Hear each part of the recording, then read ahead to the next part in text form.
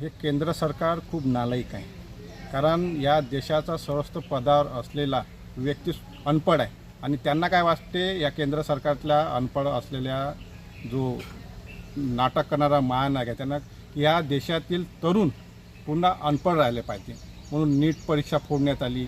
अनेक परीक्षामध्ये यांनी घोटाळे केले. असे प्रकरण कुठे टाकले की आमच्या देशातला तरुण ज्या तरुणांच्या खांद्यावर हे देश चालतो त्या तरुणांना अनपढ ठेवण्याचा कार्यक्रम हे करत आहे.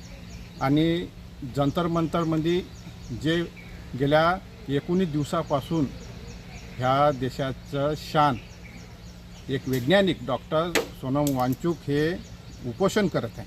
कुणासाठी करत आहे? ह्या देशाच्या तरुणांसाठी करत आहे. हे तरुणांना शिक्षण योग्य तऱ्हेने मिळालं पाहिजे.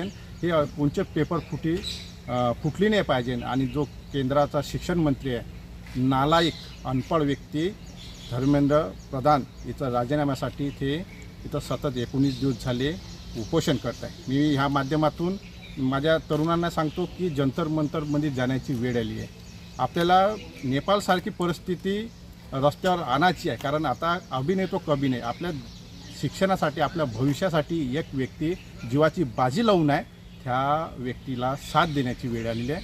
कारण ह्या देशाचा जो अनपढ महानायक आहे हे आपल्याला अनपढ आणि गुलामगिरी टाकण्यासाठी या तयार आहे.